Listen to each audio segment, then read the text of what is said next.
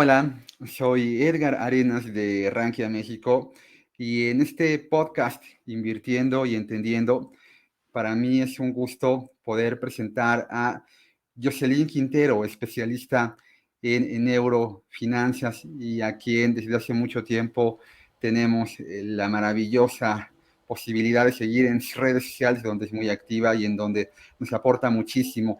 Mi querida Jocelyn, ¿qué tal? ¿Cómo te encuentras?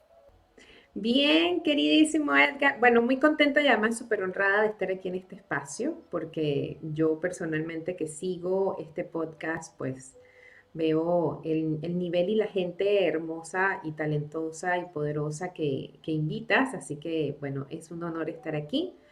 Bien, además aquí ya en Brujas estamos, hoy es un día bastante calentito y pues bueno, nada, ya vamos camino al, ¿cómo se llama?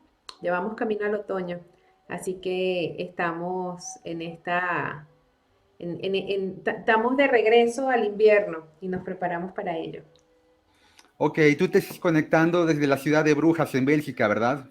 Sí, estoy en Brujas, en Bélgica. Ok, Aquí tengo ya oye, 10 años viviendo.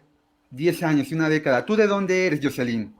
Sí, yo nací en Venezuela, nací en Caracas, específicamente en un barrio, el segundo barrio más grande de Caracas, que se llama Catia. Yo crecí allí hace 44 años. Y pues bueno, y he hecho toda esa transición desde allá hasta aquí. Creo que ha sido un salto un poco largo. ¿Cuándo definiste, cuándo te mudaste para Europa? Fíjate, yo me mudé para Europa en el 2011. Luego, de hecho, me mudo porque ya yo había venido justamente en el 2009 a una fiesta que hacen aquí en verano en Ámsterdam y recuerdo claramente que cuando yo llegué, una de las primeras cosas que me di cuenta era que yo tenía potencial profesional aquí. Entonces, lo que yo hacía en ese momento, que era consultoría SAP, pues lo primero que me conseguí cuando llegué al aeropuerto fue una publicidad de SAP así de enorme y dije, wow, esta es una señal. Yo creo que aquí hay un espacio para mí. Entonces, bueno, a partir de allí me lo empecé a plantear y como todo en la vida, las cosas que realmente son importantes no tienen por qué ser urgentes.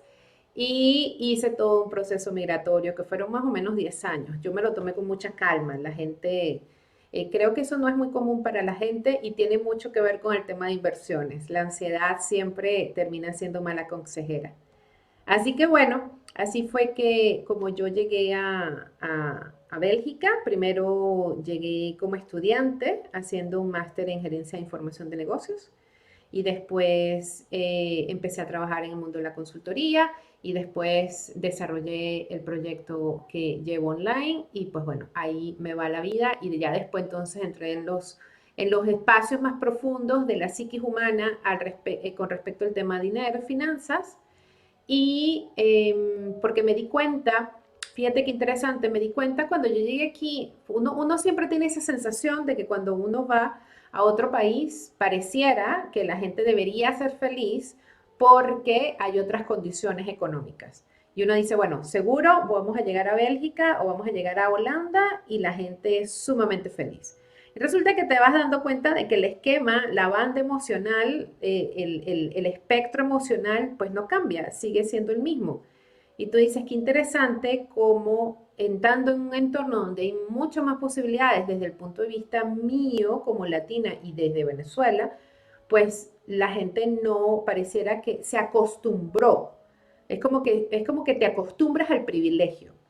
Y a partir de allí, pues entonces empecé a profundizar en ese tema porque para mí era muy curioso y ahí sí ya entonces entré en las bases, no solamente en la parte histórica evolutiva del mundo financiero, porque la bolsa de valores surgió aquí en Brujas, los de la bolsa son mis vecinos, Sí, sí, el y edificio que tiene en la parte de arriba, el techito, ¿no?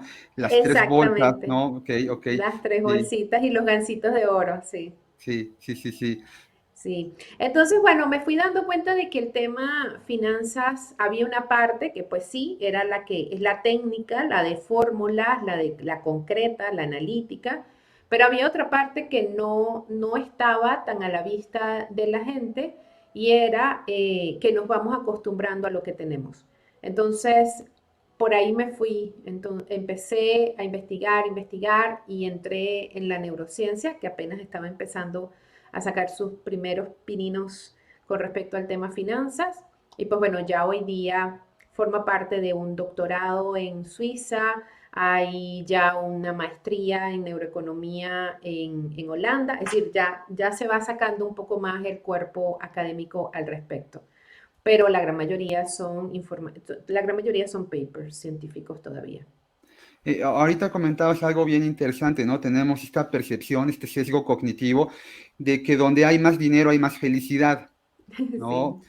Y esto pues para el latino representa siempre pues un área de oportunidad y mucha gente, muchos pensamos que yéndonos a vivir a Europa pues vamos a tener por las condiciones económicas, por la calidad de vida, vamos a ser más felices.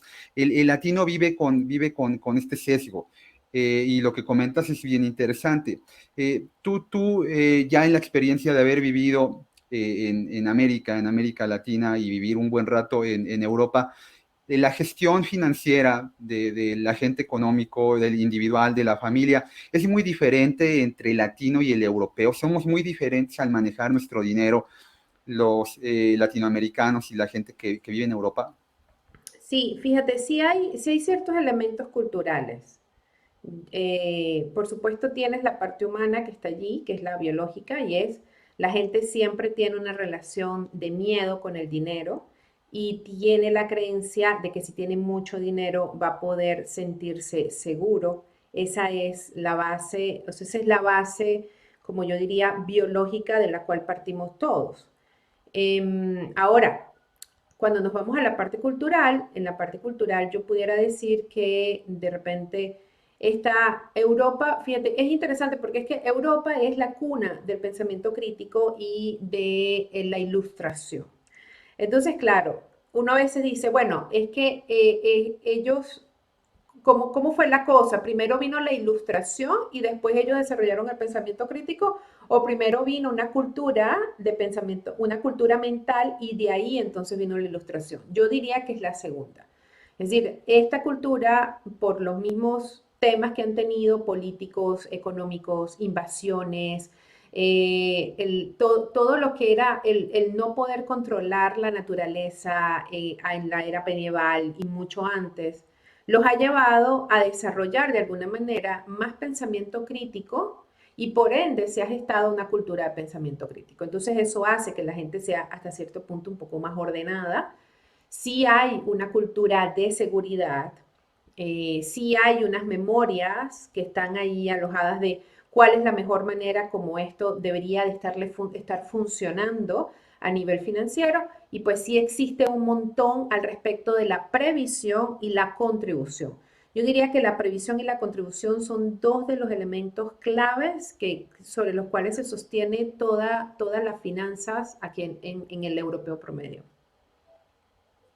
Sí, sí, de hecho, los primeros esfuerzos por desarrollar un sistema de pensión se dieron en Alemania por Otto von Bismarck, ¿no? Él fue el primero que desarrolló esta idea de que el Estado tenía que contribuir aportando recursos para que la gente en su vejez pudiera vivir de forma pues, más eficiente, ¿no? Y ahorita que comentabas esto de la diferencia entre el europeo y el latinoamericano, yo recuerdo un discurso, el discurso de aceptación de Gabriel García Márquez, que recibe el premio Nobel en 1982, en donde él hace referencia a esta soledad, que además de su novela, Cien años de soledad, le da un entorno a la soledad que el latinoamericano vive, ¿no? Y esta soledad en la que él desarrolla la idea de que queremos parecernos al occidental, al europeo principalmente, ¿no? Y en donde él, en ese fantástico discurso, pues lo que pide es la oportunidad de que el latino vaya encontrando su propio camino, ¿no? Y que no tengamos esta obligatoriedad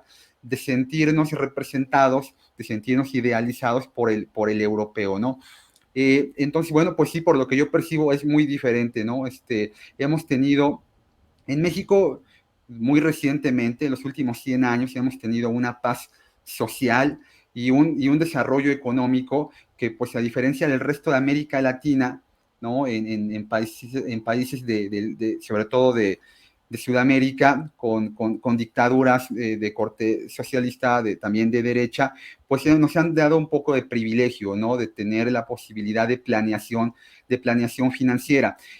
Es importante el entorno, Jocelyn, para poder planificar eficientemente tus finanzas, o alguien puede ser eficiente en el desarrollo de su planeación financiera, aún en un entorno complicado, porque muchas veces la gente dice, bueno, es que en mi entorno, en donde yo pues tengo problemas familiares, tengo problemas en el trabajo, pues esto no da para que yo pueda tener una planificación financiera. ¿Se puede a pesar de eso? Sí, fíjate, eso, qué interesante lo que preguntas, porque también eso parte de la forma como nosotros nos hemos desarrollado como cultura y como ser humano y las maneras y las otras, entre comillas, otras formas como nosotros pudiéramos abordar una misma situación. ¿Qué pasa? Nosotros venimos de una cultura o venimos de un proceso evolutivo de una filosofía materialista. ¿A qué le llamamos una filosofía materialista? La filosofía materialista parte del hecho de que lo externo me modifica. Entonces, por ejemplo, es que si yo tengo dinero, soy rico. Es que si yo tengo, es que si mi cuerpo está en perfectas condiciones, entonces yo estoy bien. Es decir, siempre utilizamos lo externo. Está, por ejemplo, en el tema de relaciones. Es que si yo tengo pareja, soy feliz.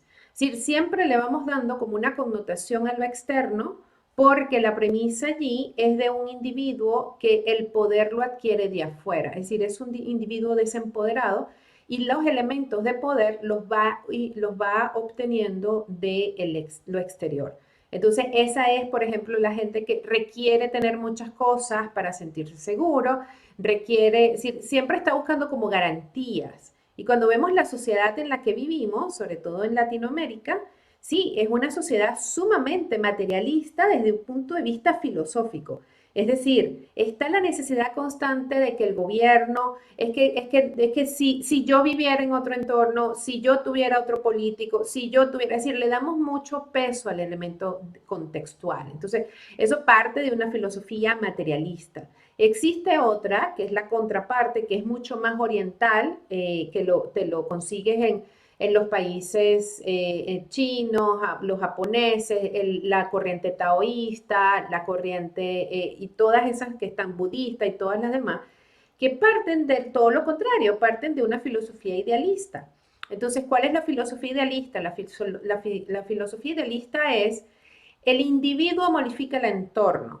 Entonces, el trabajo más importante no es en crear las condiciones para que este individuo se sienta capaz de, sino más bien es el individuo se prepara para que pueda ejercer o actuar de manera concreta independientemente del contexto en el que esté.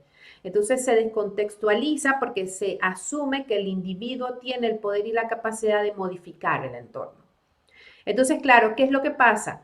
Todo lo que nosotros conocemos de todas las ciencias vienen de una filosofía materialista porque parte de la materia per se. Es decir, lo que existe es la materia, lo material, lo que se toca, lo que es tangible. Y sobre eso se construye todo lo demás.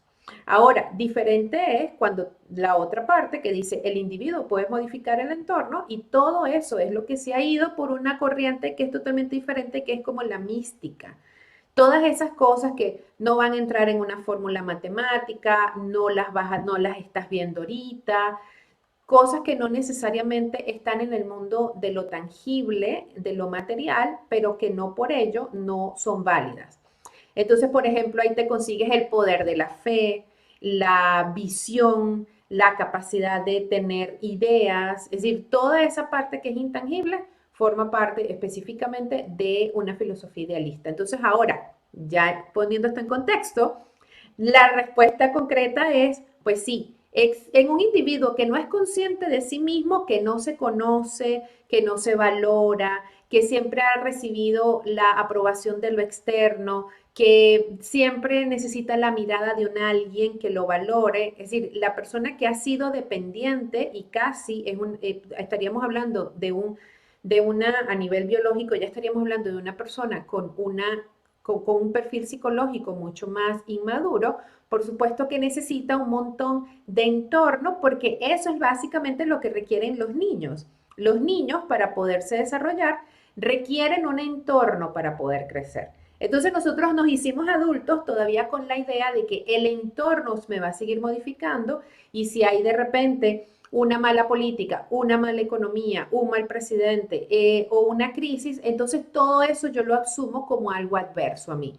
Entonces no lo puedo hacer por esto. Entonces le terminamos dando, y esto es bien interesante, le terminamos dando contextos paternales a todo lo que consideramos una institución.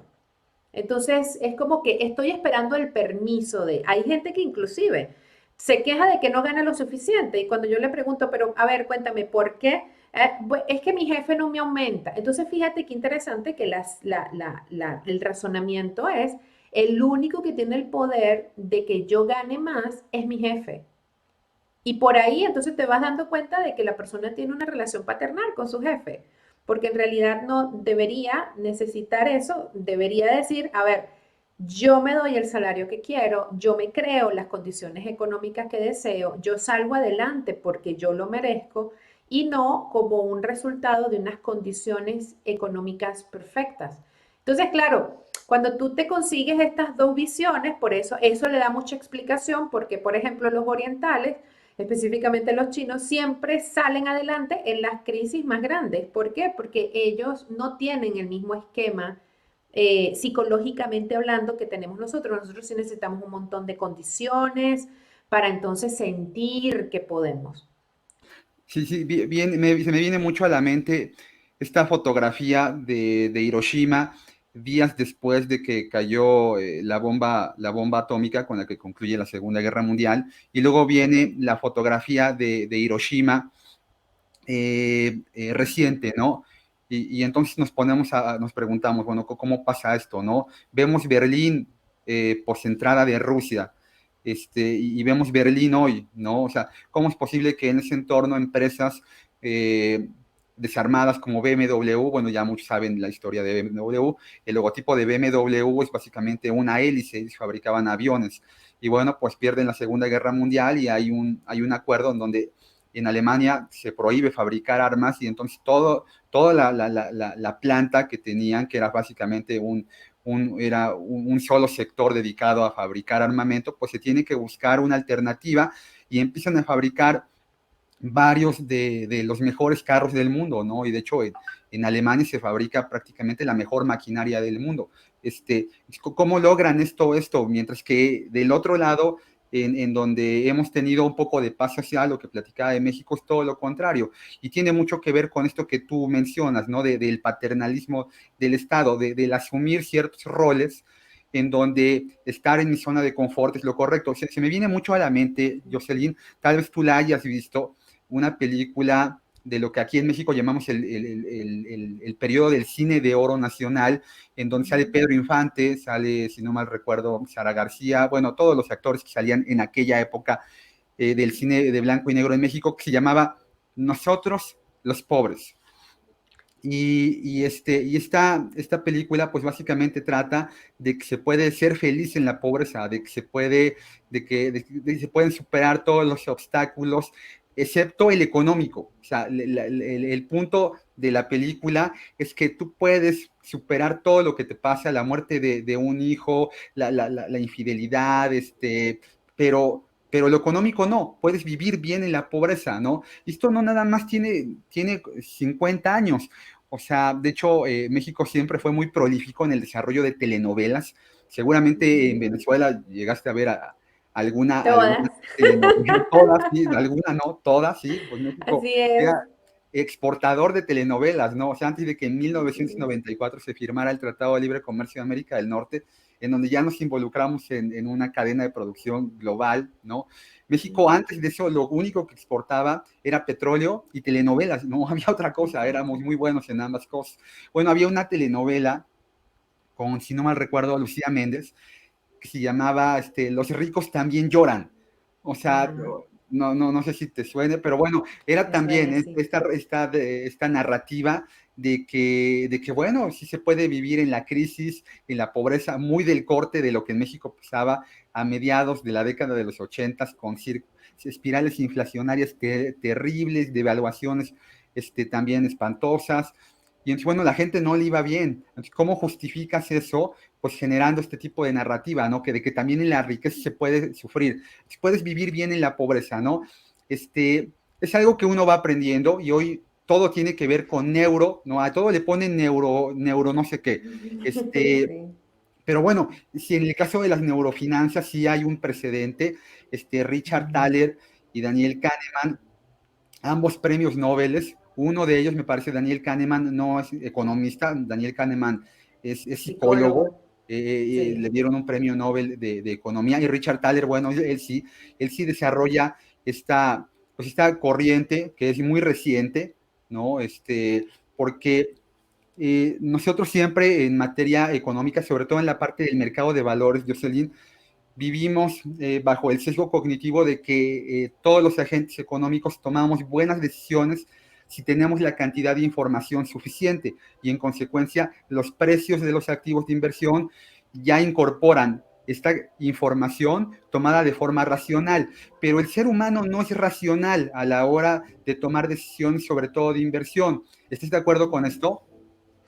Sí, la verdad es que nosotros, volvemos otra vez, fíjate, cuando se desarrollan todas las ciencias parten de la época de la Ilustración y parten de una premisa que es, pues nosotros tenemos, o sea, hay algo que nos hace diferentes del resto de los seres humanos, perdón, del resto de los animales, que es efectivamente el que nosotros podemos razonar.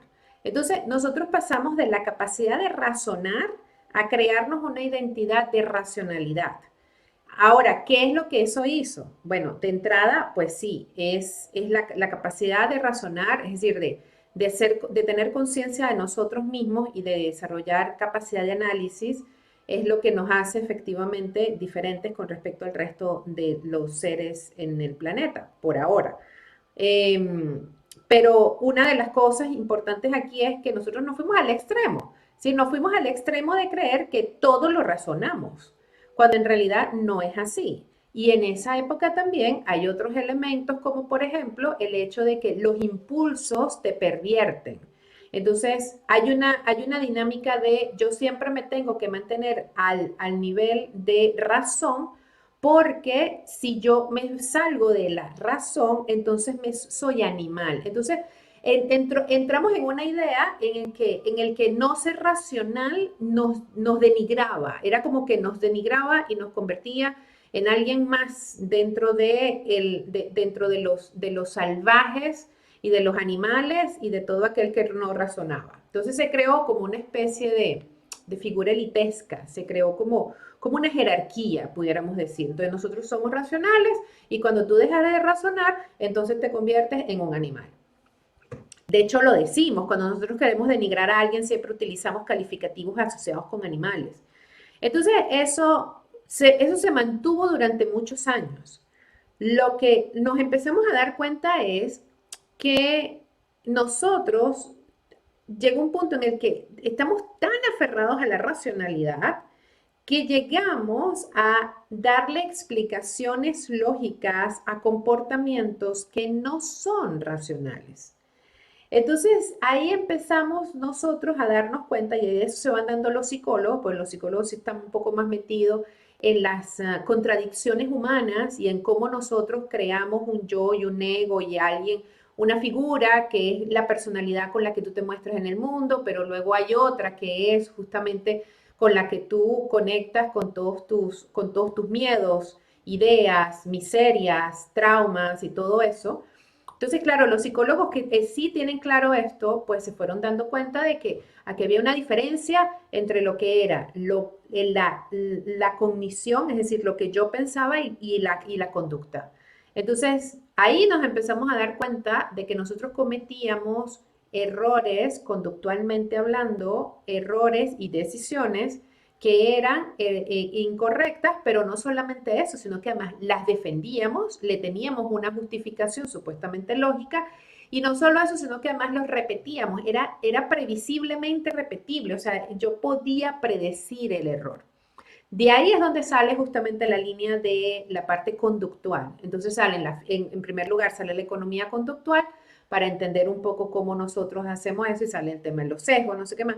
Y luego salen las finanzas conductuales para entender un poco cuáles son estas formas como nosotros nos montamos nos montamos historias alrededor de las inversiones, del tema dinero, y todas esas cosas. Entonces, claro, durante mucho tiempo fue eso porque eso incorporaba el tema emocional.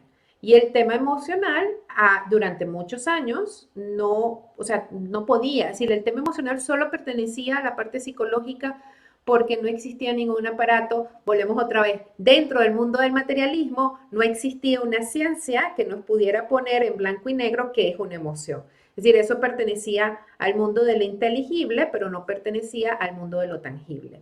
Entonces, claro, se fue manejando la rama psicológica en la economía, pero desde ese punto, desde el punto de lo que yo observo en la conducta del otro. Ya después, más adelante, cuando empieza a desarrollarse la ciencia en neurociencias, porque durante mucho tiempo la neurociencia era solamente neuroanatomía, es decir, solamente era dónde queda cada cosa y cuál es su función, era muy mecánico. Pero cuando se empezó a entender un poco más el cerebro como un sistema, como un órgano, es decir, como que funciona en conjunto, varias partes crean una imagen y no está alojado solamente en una partecita. Claro, entonces ya se empezó a entender la necesidad de aparatos y de tecnología que pudiera ver el cerebro en otras condiciones, porque como la estábamos viendo no era suficiente. El pobre Albert Einstein se murió y el cerebro de Albert Einstein no, o sea, fue la cosa más deseada por muchos científicos porque estaba la idea de que había mucha especulación con su cerebro. Volvemos otra vez en una vista y en una visión de lo tangible, lo material y lo mecánico. Es decir, este estaba buscando cuál era la mecánica de su cerebro. ¿Qué pasa ya después cuando la neurociencia empieza a desarrollar empieza a desarrollarse tecnología alrededor de la neurociencia? Entonces ya podemos finalmente ver el cerebro en tiempo real.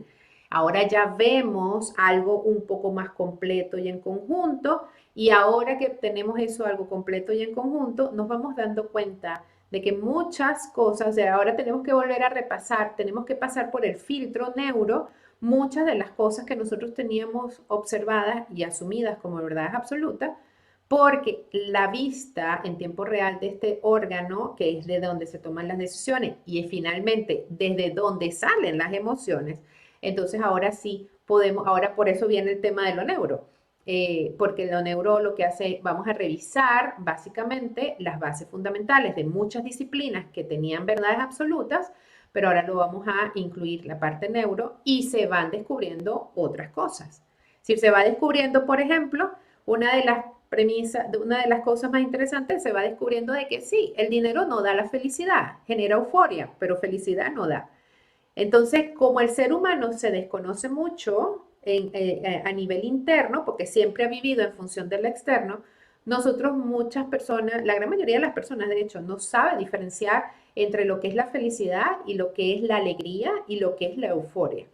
Entonces, por supuesto, por ahí entonces se empieza a abrir todo un mundo de elementos que sí, son complejos porque son bioquímicos, son biológicos, son la esencia humana, pero yo, si hay algo que yo puedo decir que ha traído la neurociencia es a tener la humildad de que somos humanos. Es decir, solamente somos una especie dentro de este planeta con unas características que nos dan ciertos privilegios y que junto con esos privilegios, pues también nos proveen cierta responsabilidad. Entonces, ahora sí volvemos. Lo neuro, yo siento que lo neuro nos da humildad. Esa es Ok, mi conclusión. ok, ok. Y Daniel Kahneman alguna vez dijo que nunca nadie ha tomado una decisión en base solo a números, sino que se necesita una historia, ¿no? La historia, la narrativa de la vida de la persona. Sí. Esto es cierto, o sea, una persona, ¿a qué voy? Una persona que, por ejemplo, tiene una personalidad, pues, nerviosa, bueno, debería de invertirse de forma, debería de ser un inversor muy, muy conservador, ¿estás de acuerdo? Esta persona tendría la capacidad de transformar su personalidad y poder en algún punto evolucionar a ser un inversor más moderado, un inversor más agresivo, o alguien que ya por esta historia que tiene detrás está condenado a gestionar su dinero de forma pues muy, muy prudente, muy como es él. ¿Tú qué opinas? Ujú. Sí, fíjate, aquí el punto es, cuando nosotros hablamos de un perfil, cuando hablamos de una persona con un perfil de riesgo, ese perfil es el resultado de una cantidad de condicionamientos, experiencias y vivencias que este individuo ha vivido alrededor de su vida. ¿Ok? Cuando tú tienes una persona de, no sé, supongamos de 25 años, inclusive hasta un niño de 7 años, ya tiene una cantidad de información alojada en su hipocampo, en la parte del cerebro que guarda la memoria a largo plazo. Ahora, ¿qué pasa? Eso que nosotros llamamos hoy día perfiles, porque eso también es la otra parte de la racionalidad humana. La racionalidad humana nos estandarizó y partimos de que si tú tienes cerebro, entonces todos somos igualitos. La verdad es que no somos todos igualitos porque a pesar de que nosotros llegamos con un potencial neuronal, en realidad, a medida que vamos pasando, que vamos creciendo, vamos teniendo experiencias. Eso es uno. Dos, cada uno de nosotros nació y creció en un contexto familiar diferente, con ciertas características y ciertas dinámicas que se alojaron en nuestro cerebro y que aunque dos personas hayan vivido en el mismo lugar, la misma situación se puede vivir como experiencias diferentes y por ende tener significados diferentes en la mente de la gente. Lo que para uno es un motivo para avanzar, para el otro puede ser algo que le genera caos, le genera angustia y más bien está en búsqueda de seguridad. Entonces, una misma situación caótica puede generar una personalidad sumamente arriesgada o sumamente aferrada a la seguridad. Y además de eso, pues existen otros elementos que se han ido estudiando, por ejemplo, el hecho de que a nivel de epigenética, por ejemplo, el hecho de que tú traigas, creo que lo que se ha demostrado es que tú traes memorias de vivencias de tus antepasados hasta 2 generaciones, si no me equivoco, es lo que se ha demostrado hasta ahorita. Es decir, que inclusive las cosas que vivieron tus abuelos, tú de alguna manera pudiste haber absorbido cierta información de eso. Yo tengo, por ejemplo, el caso de una de mis alumnas, que ella es mexicana, pero su familia viene de Nicaragua. Y había una cosa muy extraña que ella tenía, era que ella quería desarrollar su negocio, no sabía cómo hacer, le costaba, le daba mucho miedo y hacía cursos, es decir, la parte cognitiva le metía todos los cursos, mentores, cosas. Había toda una estructura, ella explicaba teóricamente todas y cada una de las cosas que aprendía, muy buena estudiante, brillante, pero resulta que cuando iba a la acción había algo como que la frenaba, es decir, existía a nivel de la conducta algo que definitivamente no la estaba dejando avanzar. En tantas conversaciones que nosotros tuvimos, salió justamente la preguntita, ¿no? De, a ver, cuéntame, ¿quién en tu familia ha creado negocios y qué tipo de negocios han creado? Ella identificó su familia de primera generación y pues dijo, no, bueno, mi mamá no, mi papá fue médico, no sé qué más. Es decir, hizo como el perimetraje de la primera generación, entonces le digo, no, de la segunda. Entonces, cuando yo le pregunté de la segunda, me dijo, pues no tengo idea. Pues fíjate qué interesante que luego ella se entera, no lo sabía, que su abuelo había tenido un negocio en Nicaragua y que durante la época, una de las épocas de las crisis que tuvo Nicaragua, creo que fue en los años 70, si no me equivoco, pues resulta que le expropiaron su negocio y eso generó tanto en su abuelo como en su familia, es decir, en sus papás y en sus tíos, un miedo terrible. Entonces, claro, ahí hay un significado que está asociado y que ella no lo, o sea, ella no lo veía conscientemente, pero había un miedo.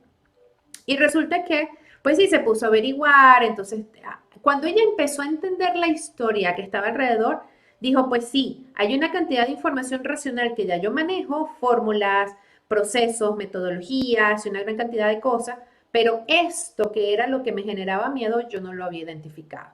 Entonces se dio cuenta de que sí, hay una tendencia a evitar el riesgo, a no arriesgarse, a no lanzarse, a hacer lo que quiere, pero fíjate que viene justamente de unas bases biológicas, de una memoria emocional, de una información que viene que no necesariamente es de primera generación, sino de segunda. Y claro, ahora que ella puede tener como todas las piezas un poquito más, es más consciente, entonces ya ella sabe que no es un problema de ella. Y ella puede entonces ahora sí abordar el tema de riesgo desde otra perspectiva. Ya entonces se va atreviendo a hacer cosas un poquito más, se va atreviendo. Entonces, para mí, por ejemplo, con ella fue trabajar lo atrevida. Y ella que generalmente es tímida y calladita, pues hay que empezar a ser atrevida. Entonces vamos a atrevernos en otros contextos y vamos a hacer otras cosas que te signifiquen ser atrevida. Y desde ese mismo punto de vista, cuando tú empiezas a entrenarte en ese significado de ser atrevida, pues te vas a dar cuenta de que inconscientemente vas a empezar a mover cosas y te vas a arriesgar un poquito más en tu negocio. Y así lo hizo y le ha ido súper bien. Tengo ese caso y tengo otro que ahorita te lo cuento, que ese también te va a gustar, porque ese es de un chico. Ok, oye, está bien interesante porque sí concuerdo contigo en que el tema de gestión patrimonial, por arriba de un tema de retornos, debe de llevar siempre una prioridad que es la gestión de riesgos, ¿no? Nosotros somos animales racionales, pero al final nuestro sistema primario, que es el que nos indica qué tenemos que hacer para mantener nuestra supervivencia, a diferencia a lo mejor de nuestros ancestros neandertales que se levantaron de forma bípeda en la estepa africana hace casi que 300.000 años, para ellos lo más importante era supervivencia, ¿no? Ellos, a diferencia de nosotros, no llevaban el dinero a guardar al banco. Ellos en la cueva guardaban las pieles para resguardarse de los cambios de temperatura, guardaban la comida, porque comida básicamente era la posibilidad de vivir o morir, y nosotros al revés, ¿no? Nosotros ya no guardamos en casa, nadie tiene Exacto. un venado colgado en la cocina, pero sí tenemos Sí, dinero guardado en una cuenta de inversión, en una cuenta de ahorro. Hemos evolucionado buscando eliminar estos sesgos, pero al final están muy guardados de forma muy intrínseca en nuestro cerebro, en la amígdala, ¿cierto? Este, se puede trabajar, o sea, un inversionista que hoy me dice, Edgar, yo quiero invertir en bonos gubernamentales y estoy muy satisfecho ganándome mi 7% con una tasa de interés que, bueno, hoy está muy pegadita al 8,5% aquí en México. Esta ujú, persona, eh, padre de familia de 60 años, que está cómodo invirtiendo de esa forma, puede evolucionar o es preferible que un inversionista se quede viviendo de forma tranquila, con ese sesgo cognitivo que en algún momento le podría estar prohibiendo acceder a mejores retornos, pero en donde lo que él está priorizando es la gestión de riesgos. ¿Tú qué opinas? sí. Sí, fíjate, ahí tocas unos elementos bien importantes que es la situación de la persona cuando está tomando la decisión. Ahí hay que estar muy pendiente, voy a ir un poquito más atrás, de cuando nosotros escuchamos a a una persona que quiere invertir, sí es importante ver primero los motivos por los cuales lo quiere hacer, la situación en la que está, porque la situación en la que está es la que nos da los elementos para elegir más o menor riesgo. Y lo otro también es estar muy pendiente, hay que tener como ese sentido bien despierto de escuchar qué lo identifica. Cuando yo digo yo soy, entonces, por ejemplo, cuando dice yo soy padre de familia, ok, esos son unos elementos que son importantes, porque eso te van diciendo, ahí esos son los elementos que le dan seguridad a esta persona. Es como cuando una persona me dice, yo soy mexicano. Bueno, tú sabes que hay unos elementos que le van asociando. Fíjate, por ejemplo, cuando empezamos al principio que tú me preguntabas de mí, yo decía, yo nací en Venezuela. Fíjate que yo no tengo la identidad atada al hecho del lugar en el que nací, Pero sí entiendo que cuando que hay una identidad que se ancla a un contexto y en este caso a un país. Ahora fíjate, esos yo soy, hay que estar pendiente de identificarlos porque esos yo soy dan, es la autoimagen que tiene, el autoconcepto que tiene la persona de sí misma. Y ese autoconcepto hay que tratarlo con pinzas porque alterar ese autoconcepto puede ser considerado amenazante, porque es como que le amenazas o estás afectándole las bases. Entonces supongamos que estamos con este señor que tú me dices, 60 años, padre de familia y está invirtiendo en bonos. Y porque su premisa es, no quiero arriesgar tanto, es decir, yo quiero tener un rendimiento, pero no me quiero arriesgar. Ahora ya vienen los por qué, ya tú puedes ver otras cosas. Por ejemplo, ya yo puedo ir identificando. Ah, bueno, es padre de familia, claro. Él no va a poner en riesgo la estabilidad de la familia. Hay un sentido de responsabilidad con respecto a su familia y yo puedo intuir por ahí cosas como seguramente él es la única persona que provee en su casa, a lo mejor su esposa no trabaja, su esposa a lo mejor no está empleada, por eso está la necesidad de seguridad, porque todos dependen de él, es decir, esas son como las otras preguntas que uno ya va como profundizando para ver dónde está ese peso. Por el otro lado, cuando hablamos de alguien que tiene 60 años, ahí sí ya nos vamos entonces a la biología.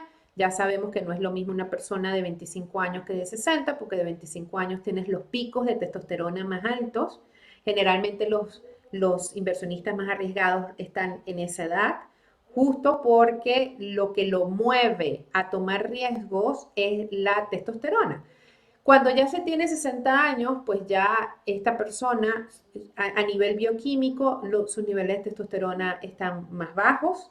Es una persona que no se siente lista o no se siente en capacidad para estar tomando riesgos, eventualmente dependiendo de la forma como viva también. Si es una persona que tiene muchos años en el mundo laboral y tiene un empleo estresante, seguramente inclusive hasta le dará miedo generar estrés por temas cardiovasculares. Es decir, fíjate todo el perfil que tú puedes llegar a mapear a partir de solo dos datos. El dato, yo soy papá de familia, tengo dos hijos y además de eso tengo 60 años. Y entonces luego está el significante que es, y quiero un riesgo bajo. Entonces ya tú más o menos vas más mapeando. Ahora, esa persona puede cambiar. Mira, hay ciertas cosas que de repente sí puede cambiar. Puede cambiar, lo primero es que la persona así lo desee. Es decir, para mí, yo siempre soy mucho más de te acompaño en lo que tú quieres y en la medida que tú te vas autoconociendo en este nuevo rol, en esta nueva actividad, en este tipo de inversiones, entonces vas a ir reajustando tu autoimagen inversora. Entonces, es decirle, bueno, sí, vamos a empezar con esto, vamos a evaluarlo. ¿Quién vas a ser tú dentro de 2, 3, 5 años cuando ya te conozca, cuando ya veas cómo funciona? A lo mejor luego te vas a sentir con seguridad más seguro para tomar otros riesgos un poco más altos. Es decir, lo que sí te puedo decir es que con quien tú eres y cómo estás hasta ahorita, esto es lo que te podemos ofrecer. Más adelante, si tú sientes que vas cambiando, que vas queriendo tomar más riesgo o que te sientes un poco más en confianza o seguro, pues de repente podemos probar. Sí, siempre es para mí muy clave acompañar a la persona donde está. Ok, ok. Oye, en un entorno como el del último par de años y medio, ¿no? Donde han pasado muchas cosas en materia de salud pública, con lo que conlleva el tema de temas personales, pero también temas económicos, dos palabras que utilizamos de forma recurrente en la inversión es miedo e incertidumbre. ¿Son lo mismo? Ya va, ¿me puedes repetir? Porque se me fue el audio un segundo. Sí, te decía, en este entorno tan complicado de este último par de años y medio, Ajá. bueno, ha habido muchos temas personales, a cada persona le ha movido algo laboralmente, pero también económicamente, quienes Sí. invierten, quienes invertimos, hemos tenido que sortear dos conceptos, que es miedo e Ujú. incertidumbre. ¿Son lo Exacto. mismo? No, no son lo mismo. El cerebro los procesa igual, pero no son lo mismo. Perceptivamente, nosotros lo percibimos como que si fuera igual, pero no lo es. Fíjate, ¿qué es miedo? Miedo es un proceso biológico de donde el cuerpo se prepara para protegerse ante cualquier amenaza a su propia vida.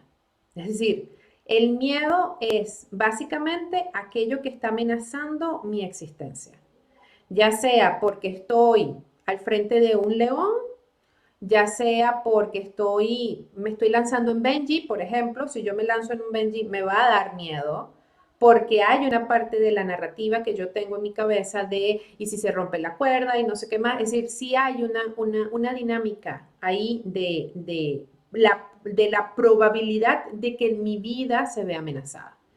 Entonces, eso es el miedo es la defensa para proteger la vida. Ahora, diferente es la incertidumbre. La incertidumbre es la incapacidad que tiene el cerebro para saber lo que va a suceder.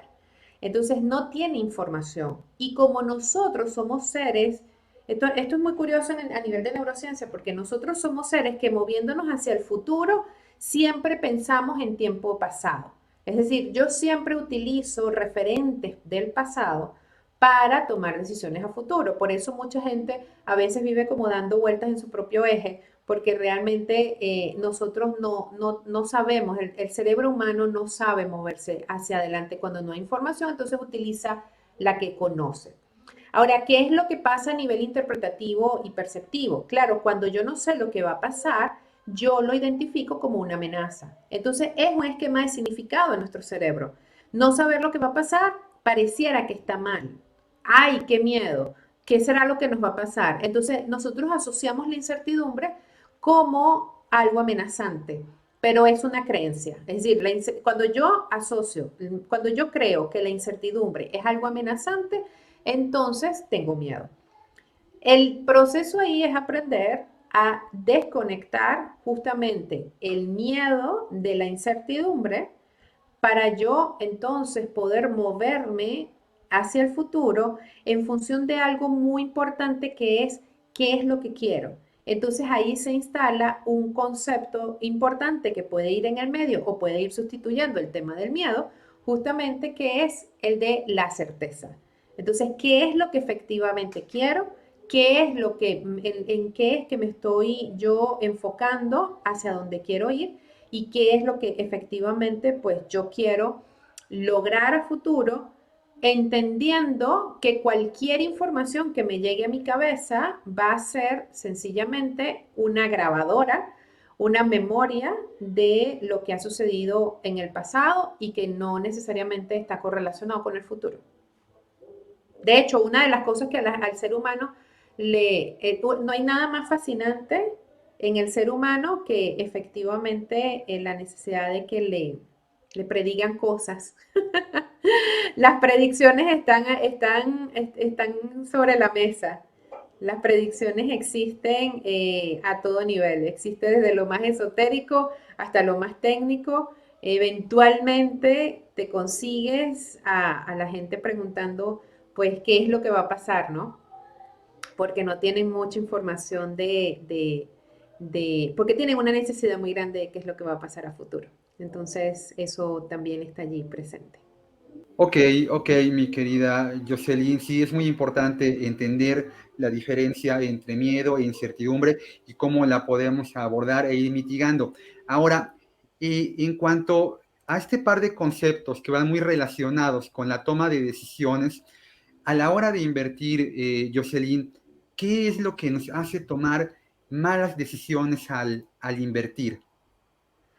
Oh, fíjate, dentro de un punto de vista de neurofinanzas, lo que nos hace tomar malas decisiones al momento de invertir es que está, en primer lugar, la creencia de que nosotros somos más listos que el mercado. Esa es una que ya está estudiada y confirmada, esa idea de que nosotros sabemos más que el entorno, de que tenemos un secreto que los demás desconocen, es decir, hay un tema de falta de humildad. Hay otra como por ejemplo la sobre reacción a las noticias, esa es otra también. Es decir, nosotros sobre reaccionamos de manera desproporcionada ante cosas que ni siquiera tienen relevancia e importancia con nosotros. Nos cuesta mucho, dado que la amígdala se dispara con tanta facilidad, pues nosotros no tenemos tanta claridad de esto es una amenaza real a mi inversión o esto sencillamente es información que está disponible. Y también porque dentro del mundo de las inversiones, pues obviamente hay mucha, hay mucha noticia, ¿cómo lo pudiera decir? Sobresaltada, ¿sabes? Entonces, hay cosas que no necesariamente las formas como se dicen, no necesariamente suman a la seguridad de inversión, sino más bien suman a la amenaza de la inversión. Entonces, eso hace que nosotros, pues, no tengamos esa claridad de que es una amenaza. Y hay uno tercero, que es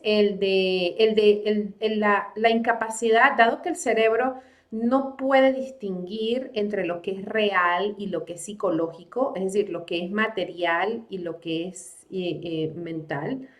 Una de las cosas que suele pasar es que nosotros confundimos las posiciones del mercado como que si fuera algo específicamente tangible, es como que si fuera realizado. Los no realizados nosotros lo percibimos como realizados. Entonces, por ejemplo, si yo compré, vamos a poner un ejemplo, yo compré una acción, la compré en 40 y por alguna razón, y cuando yo me meto en mi app, dice, bueno, yo invertí 40, ok, y por alguna razón esa acción está en 35, ¿qué es lo que vemos nosotros? Un menos 5. Entonces, claro, eso no te está diciendo que tú estás perdiendo, eso te está diciendo que en este momento eso es la posición que tiene. Pero el cerebro no sabe diferenciar esto y sobre todo cuando volvemos otra vez, cuando tú tienes personas que tienen 25 años, 20 años, 15 años, que no tienen necesariamente la corteza prefrontal tan desarrollada, pues obviamente su capacidad de previsión y de verse a futuro no está tan ordenado y por ende pues terminan fácilmente enganchados y se creen la idea de que están perdiendo 5. Entonces, a veces cuando a mí me toca hablar de inversiones con gente que no sabe nada de inversiones, siempre le digo que para mí las inversiones es lo más parecido al surfing. Es decir, es la habilidad de gestionarte tú ante las olas que van a ir y van a venir, porque todo lo que está vivo y todo lo que tiene que ver con lo vivo tiene movimiento. Entonces, no es esperar que el mar esté calmado para surfear, sino es aprender a surfear en las olas. A medida que te vas sintiendo más cómodo, vas tomando olas más grandes. Y lo otro es que aprendes a elegir la ola. Los novatos toman cualquier ola. Los que ya son más experimentados saben en qué momento van a entrar al mercado y en qué momento van a salir. Entonces, yo creo que esas serían como las tres cosas más desde un punto de vista de neurociencia, las más comunes que observo. La gran mayoría de la gente asume los movimientos del mercado como que si fuera una amenaza para ellos y no tiene nada que ver. Sí, es un sesgo cognitivo muy común en la interpretación del inversionista, sobre todo el inversionista más novel que y decide invertir cuando los retornos en los activos son más altos. Y la historia nos dice que es el momento en el que es mucho más probable que venga un regreso, un recorte. Y al Sí. revés, ¿no? Cuando vemos retornos negativos, es cuando percibimos una situación de riesgo y es cuando deberíamos de entrar, comprar a precios Sí. de descuento. Ahora, esto es muy simple de decirlo desde afuera, ¿no? Claro. Porque lo peligroso de los sesgos cognitivos es que los reconocemos cuando actúan en los demás, pero no en nosotros mismos, ¿no? La interpretación la hacemos de forma diferente. En tu amplia experiencia en el desarrollo de neurofinanzas y también como inversionista, Jocelyn Quintero, ¿en qué invierte? ¿Qué le gusta para invertir? ¿Hay algún activo, algún sector, alguna región? ¿Cómo gestiona Jocelyn su inversión patrimonial? Fíjate, mi inversión patrimonial yo la tengo, es más intangible que tangible. Hay durante la mayor parte de mi vida, todas las inversiones que yo he hecho siempre han sido en mí. Yo soy como el activo más potente que yo tengo. Cuando hay algo que es de conocimiento y de aprendizaje, no escatimo porque eso en sí mismo es como mi portafolio, ¿no?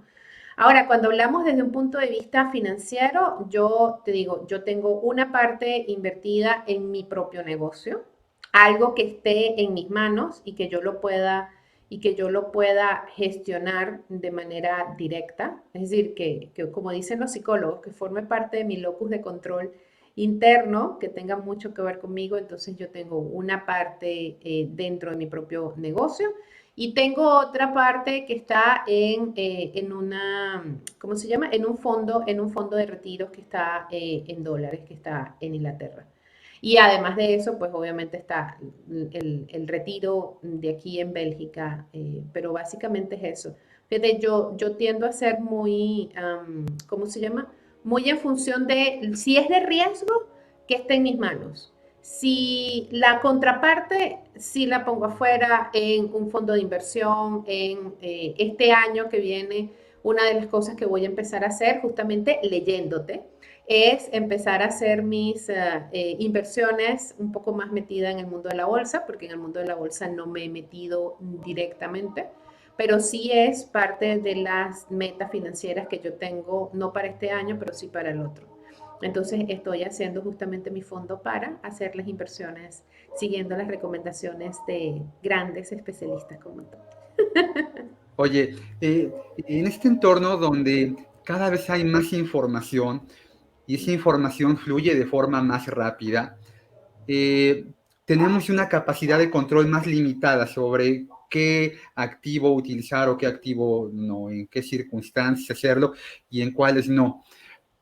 Durante el último par de años, a raíz de la pandemia, nos sumergimos en una burbuja eh, virtual, en esta plaza pública llamada Internet que nos interconecta a todos en cualquier lugar, en Brujas, Bélgica o en la Ciudad de México.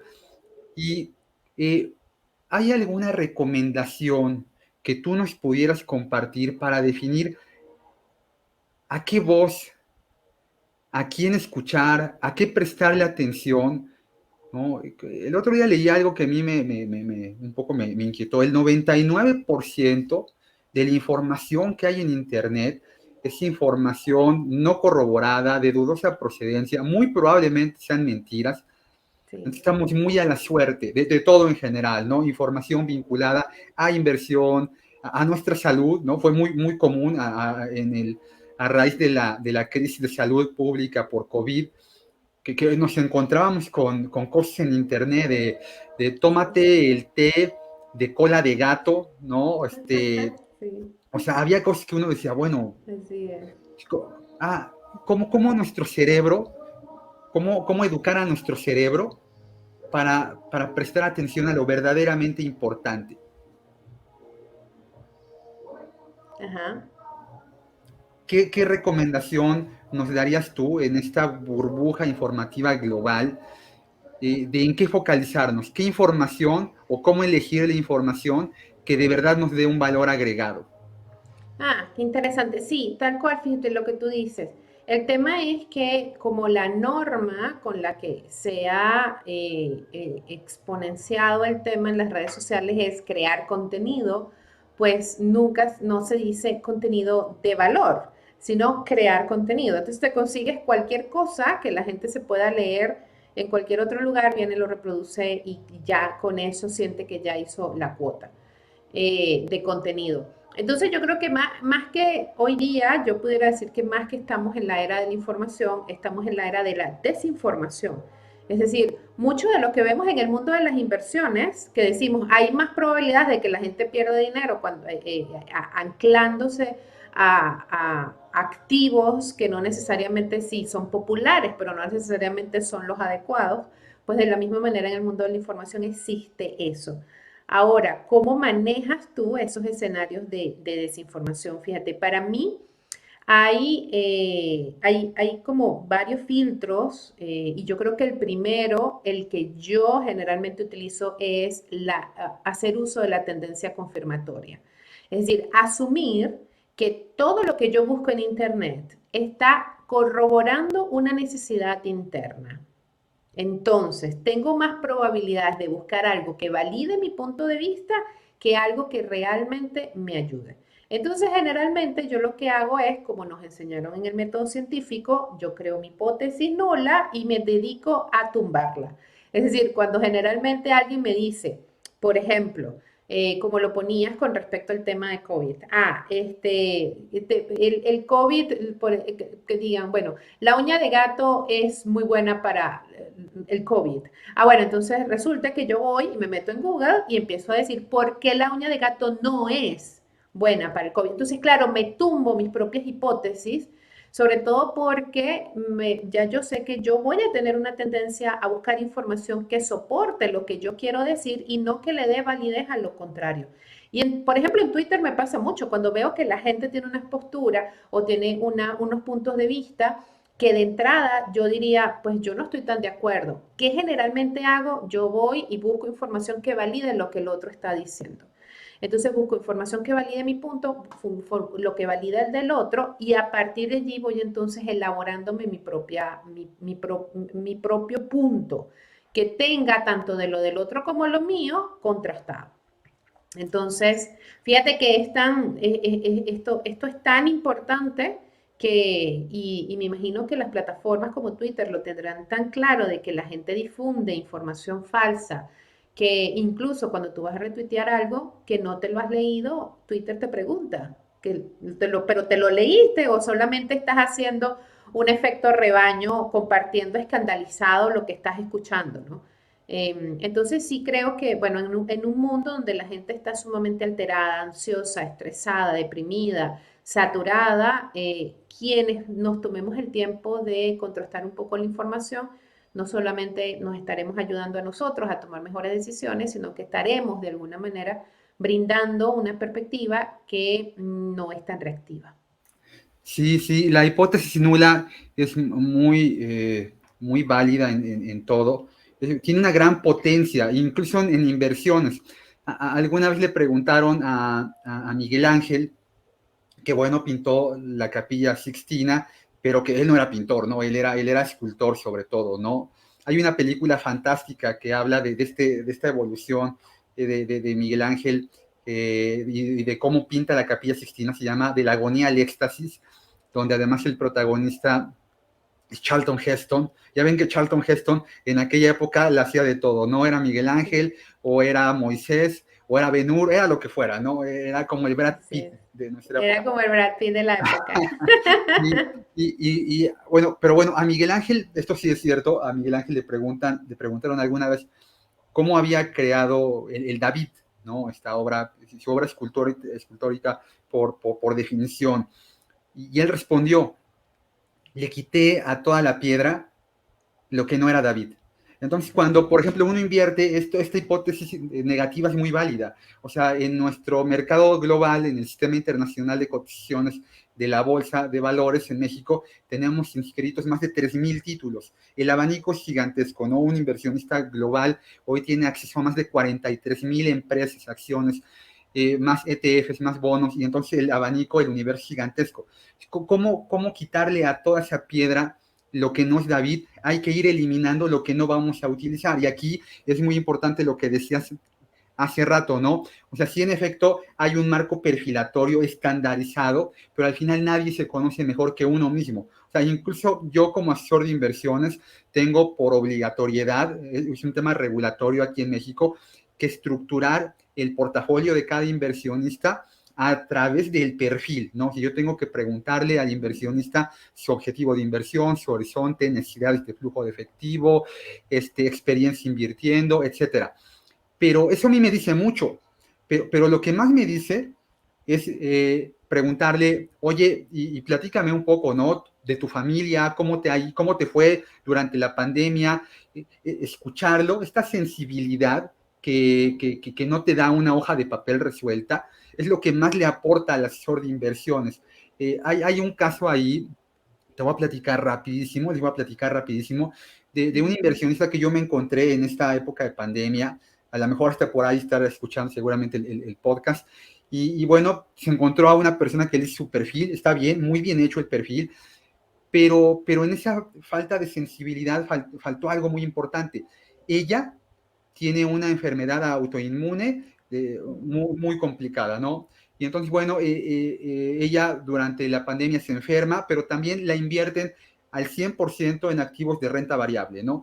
Y entonces, bueno, empieza a tener este problema de minusvalías y la enfermedad pues va consumiendo los pocos ahorros que tenía independencia esta inversión y, bueno, con la necesidad de utilizar el dinero invertido con minusvalías y la enfermedad, pues ella se enfrentaba a un gran problema, ¿no? Esta sensibilidad que te la da, pues involucrarte, ¿no? Porque cada persona es diferente, cada inversionista es una huella digital, no hay dos inversionistas iguales, Jocelyn. A veces Sí. a mí me preguntan, Edgar, a ti, ¿tú cómo inviertes tu dinero? Bueno, el que yo les diga cómo invierto, básicamente es un punto de referencia, pero no significa que como yo me invierto con un hijo de 20 años que está estudiando en la universidad, con un pequeñito de 10 que está en la primaria, Claro. significa que estas circunstancias, con la experiencia que yo tengo, etcétera, etcétera, se van a adaptar a ti. Cada persona es completamente diferente. Y en este entorno de diferenciarnos, hay algo que a mí me ha movido mucho, que es entender a la gente cómo se formó, ¿no? Esta inquietud intelectual que muchos tienen, que muchos tenemos, dice mucho de cómo nos vamos a comportar, ¿no? Jocelyn Quintero, que a lo largo de su vida, ¿qué la motivó, qué la marcó, qué leyó, que la llevara en esta curva de formación? Eres una autoridad en neurofinanzas en castellano, te conocemos aquí en México y en cualquier lugar donde se hable el idioma español, pero a ti, a lo largo de tu vida, ¿qué te fue llevando? ¿Qué personaje, qué persona, qué libro te llevó, te motivó a ser lo que hoy eres? Wow, qué interesante esa pregunta. Bueno, a ver, fíjate, para mí yo considero que la forma como yo pienso, inclusive la forma como yo observo el mundo y la forma como yo me manejo con respecto a lo que sé hoy y lo que me da la guía a buscar la información. Fíjate, fue uno de mis profesores en la universidad. Él me dio microeconomía en el primer semestre y me dio otra materia en el último semestre. Pero realmente nosotros hicimos muy buen clic, fue en el primer semestre. Y recuerdo que él utilizaba, y todo el mundo decía que él estaba loco porque él utilizaba el método socrático en microeconomía. Entonces, sus clases eran muy particulares porque sus clases nunca eran en función de lo que tú te tienes que aprender, sino que siempre partía de la premisa de que ya tú sabías. Es decir, nosotros venimos es a sacar el conocimiento y la sabiduría que ya está dentro de nosotros y mi único trabajo como profesor es guiar. Y yo recuerdo, para mí, nosotros realmente hicimos mucho clic una vez que nos mandó a hacer, creo que fueron las curvas de la elasticidad de la demanda.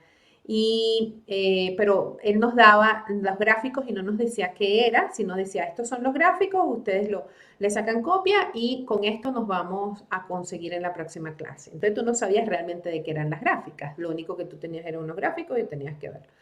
Y bueno, resulta que esas gráficas yo las vi, me acuerdo que las puse en la mesa y por alguna extraña razón sí empecé como a tratar de entender de qué iba esto. Y pues bueno, debe ser porque en ese momento yo trabajaba y estudiaba al mismo tiempo y qué sé yo. Pero el tema es que yo haciendo eso me quedo dormida. Y resulta que cuando voy a la clase, a la siguiente clase, pues resulta que viene y el profesor empieza a preguntar, y dice, bueno, ajá, cuéntame la clase, qué tal, qué consiguieron, qué vieron, no sé qué más. Y entonces resulta que él de repente voltea y me ve y me dice, a ver, Quintero, ¿qué consiguió usted en esos gráficos? Y pues yo me quedo así y como yo siempre he sido tan honesta, entonces yo le digo, bueno, Helio, porque yo ni siquiera le decía profesor, yo le decía, Helio, me quedé dormida. Y me acuerdo que él me vio así y me dijo, Quintero, ¿cómo te vas a quedar dormida en pleno proceso de conocimiento?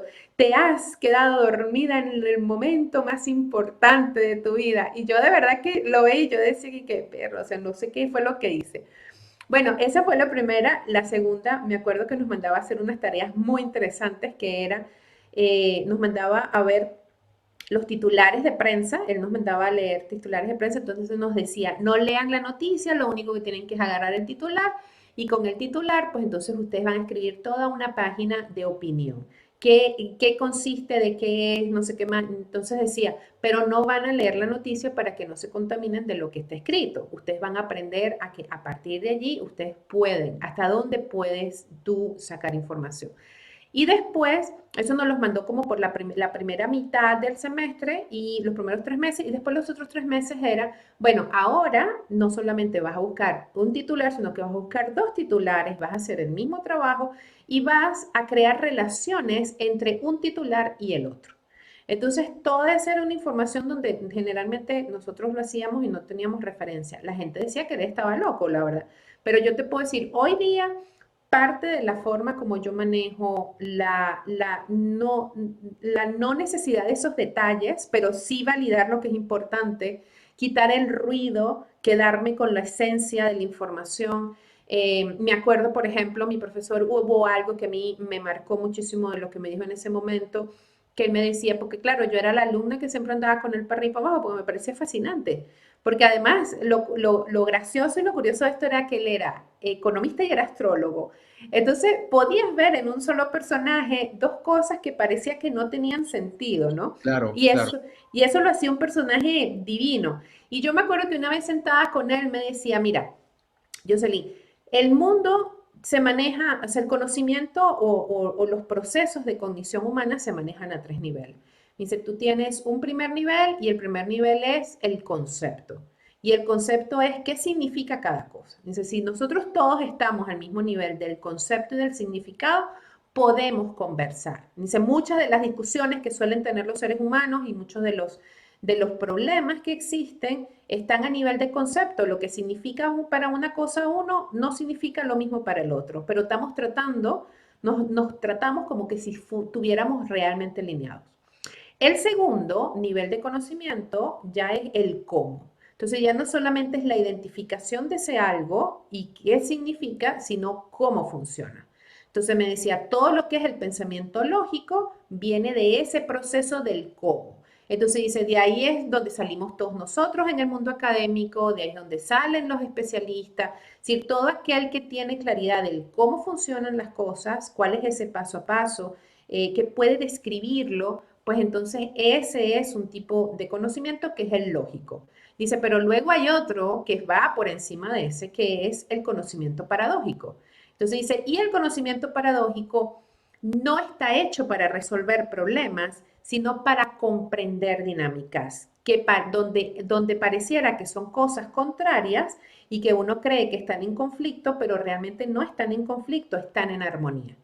Y esa armonía, pues entonces está asociada con el hecho de que tú puedes convivir con dos cosas que lucen o que parecen que realmente son diferentes, que pareciera que están en conflicto, pero realmente son cíclicas, es decir, una retroalimenta a la otra. Entonces me decía, de ahí es donde viene la paradoja, el yin y el yang, el infinito. Dice, cuando nosotros aprendemos a gestionar eso, a ver que no te... Los Ay, ciclos económicos, ¿no? También ahí.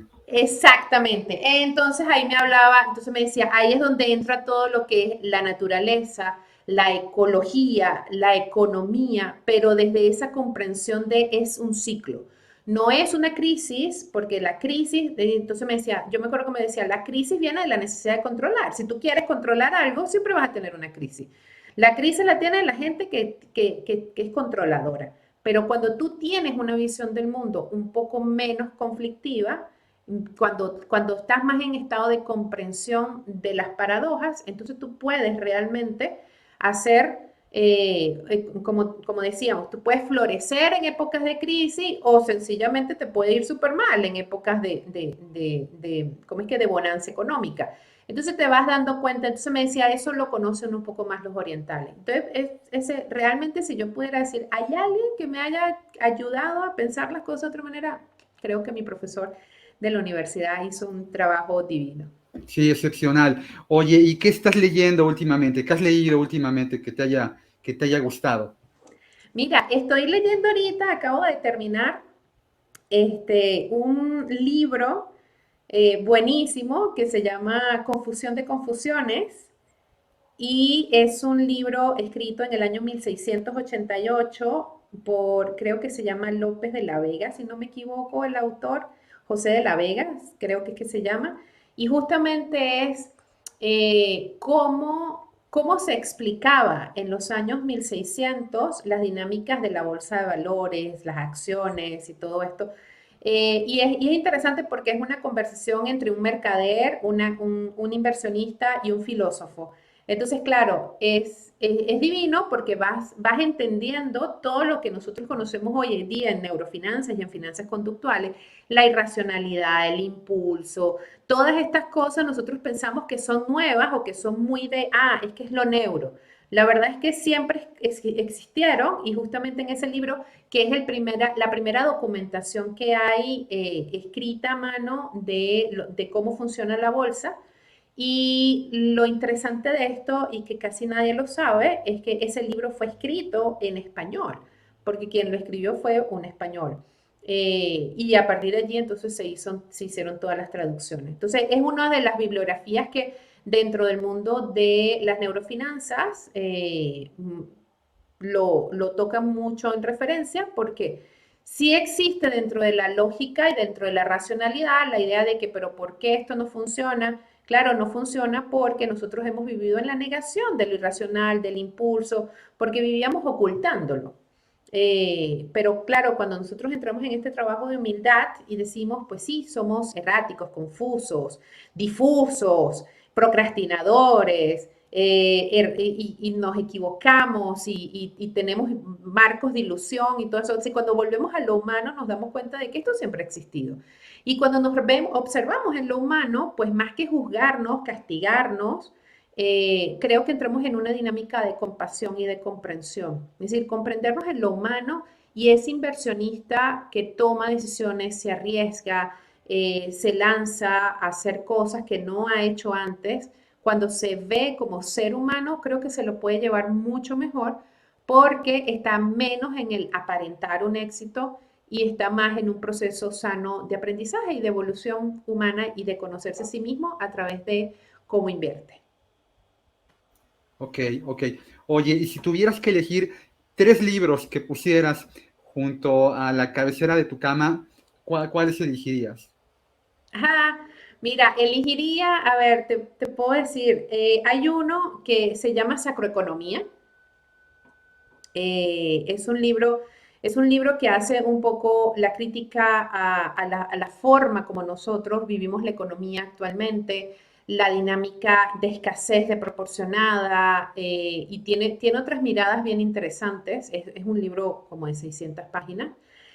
El segundo libro que yo tendría, y de hecho que tengo en cabecera, es uno que se llama Brujas, la cuna del capitalismo. Y esto es un libro igualmente como de 600 páginas y es toda la descripción de cómo funcionaban los sistemas económicos y sobre todo los comerciales en Brujas de los años 1400, cuando era el punto máximo de comercio, y donde pues aquí se tejía ¿cómo es que? Los valores y las transacciones comerciales más potentes. Era un punto muy importante. Entonces, ese libro, lo que me gusta de ese libro es justamente el hecho de que nos ayuda a nosotros a poner en contexto todo lo que existía antes de que existiera Adam Smith, que generalmente todos los economistas siempre hacen referencia, o sea, todos los economistas saben de Adam Smith en adelante, Sí, sí, pero la de Adam riqueza de Smith las atrás naciones no. es el punto de partida de todos, ¿no? Lo primero que nos ponen a leer Exacto. entrando a la carrera. Sí. Exactamente, así es. Y el tercer libro que yo pondría, ahí tengo uno que está escrito por un antropólogo que se llama The History of Money. Y ese libro es hermoso porque habla justamente de cómo ha sido la evolución del dinero y de la relación del ser humano con el dinero y de cómo, por ejemplo, se ha ido observando la dinámica del dinero a través de no solamente a través de las culturas, sino a través de la historia, cómo entra, por ejemplo, una de las cosas que a mí me parece interesante es cómo entra la dinámica de la filantropía dentro de ¿cómo se llama? Dentro del comercio y dentro de la filosofía empresarial americana en los años 1800. Es decir, el mantener esa dinámica entre producción y contribución y cómo la dinámica filantrópica le da equilibrio justamente a la forma como se produce, porque al final tiene que ver con una dinámica espiritual. Pues a mí ese libro me gusta mucho porque explica cosas que generalmente nosotros no la vemos. Entonces sí, básicamente son libros que no tienen nada que ver con cosas muy formales. Hay otros, por ejemplo, no sé, todos los libros de Dan Ariely para mí son apasionantes, o sea, son así como que si fuera un chocolate derretido. Y hay otro, fíjate que hay otro que es muy interesante, que es un estudio que se hizo, porque a mí hay uno que es un estudio que se hizo de la sociedad y de la economía prehispánica mexicana. Ese libro también lo tengo, porque me ayuda también a entender cuál era, cómo se gestionaba culturalmente en la época prehispánica la parte económica, cómo se concebía, y eso me ayuda un poco más a entender, por ejemplo, el concepto de tianguis, esta dinámica, por ejemplo, en México de la relación entre la amistad y los negocios, el hecho de que, por ejemplo, cuando alguien te cobra, tú dices, pero bueno, no somos amigos, es decir, nosotros, ¿cómo nosotros, los seres humanos, vamos viendo esa dinámica?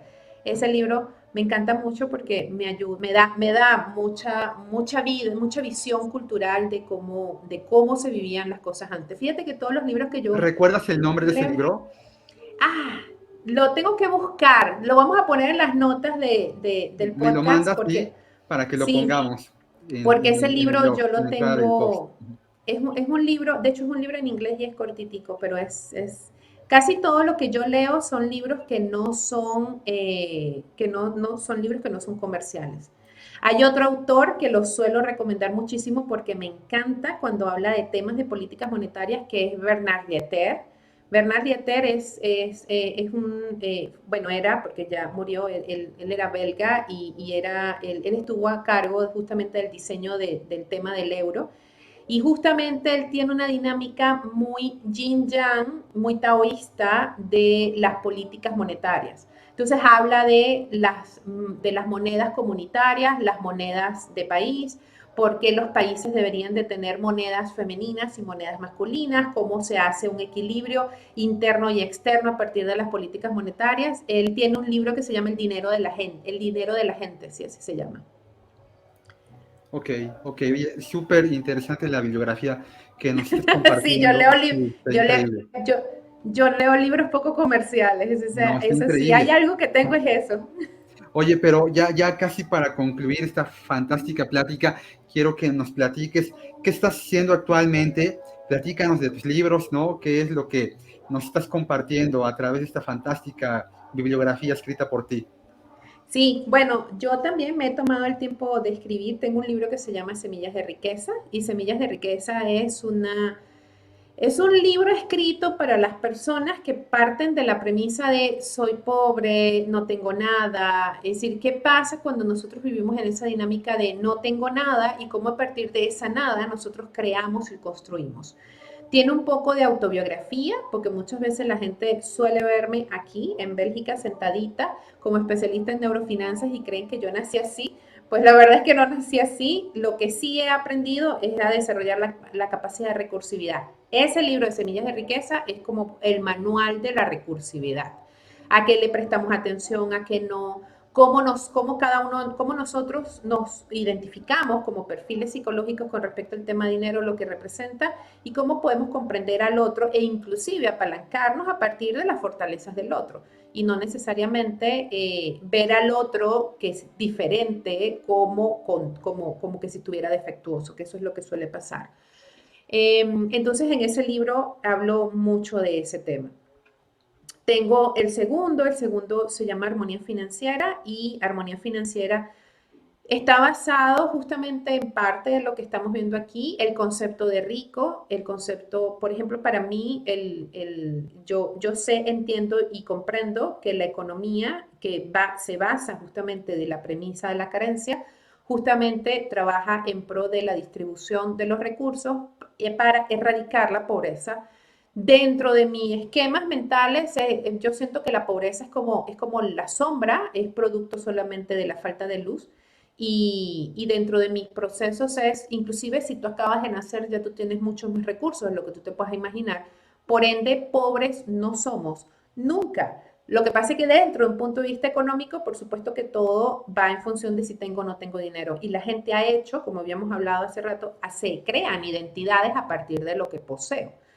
Y armonía financiera justamente trabaja un poco esa parte y luego vemos realmente cuál es la relación específica que tiene el dinero en tu vida y mucho de cómo ha evolucionado justamente esta parte de la dinámica del dinero a través del tiempo, cómo vamos viendo la función del dinero y cómo hemos llegado hasta ahorita. Entonces tiene mucho que ver de esto. Y también importante es saber cuánto es suficiente. Oye, ¿y dónde te pueden encontrar? La gente que quiera hablar directamente contigo a través de tus redes, a dónde se dirige? Bueno, me pueden conseguir en mi página web, es jocelynquintero.com. Igual me pueden conseguir en LinkedIn, que también tengo allí mi perfil. Y me pueden conseguir en Twitter. Así que pues ahí hay. Me pueden invocar al universo y créanme que también voy a ir apareciendo. Google se los muestra. Sí, en Google aparece todo. Así es. Mi querida Jocelyn, ha sido un gusto tener esta plática que ha enfrentado retos técnicos, pero pero que ha Pero sido muy gratificante para todos así los es. que te hemos escuchado. Fue una Esta se aventura, trata. toda una aventura. Sí, sí, sí, sí, sí, ya luego lo platicaremos alguna vez, pero este podcast en lo particular se enfrentó a muchos retos, ¿no? De entrada a grabarlo, ponernos de Así acuerdo es. para grabarlo fue uno, porque bueno, la diferencia horaria, etcétera, y luego ya al Sí. grabarlo, ha sido una aventura. Oye, pero las aventuras que tienen una buena conclusión, pues son Claro. historias que quedan ahí para la posteridad, y este podcast lo ha sido. Así que yo te mando un abrazo. Así es. Esta es tu casa, Rankia lo será siempre. Y bueno, para todos los que han estado aquí conectados, pueden seguirnos escuchando, compartir, dándole un pulgar arriba y diciéndole a la gente que aquí ayudamos a la gente a tomar mejores decisiones financieras, entender para invertir. Les mando un abrazo. Hasta pronto. Gracias, Edgar. Besos a todos. Nos vemos.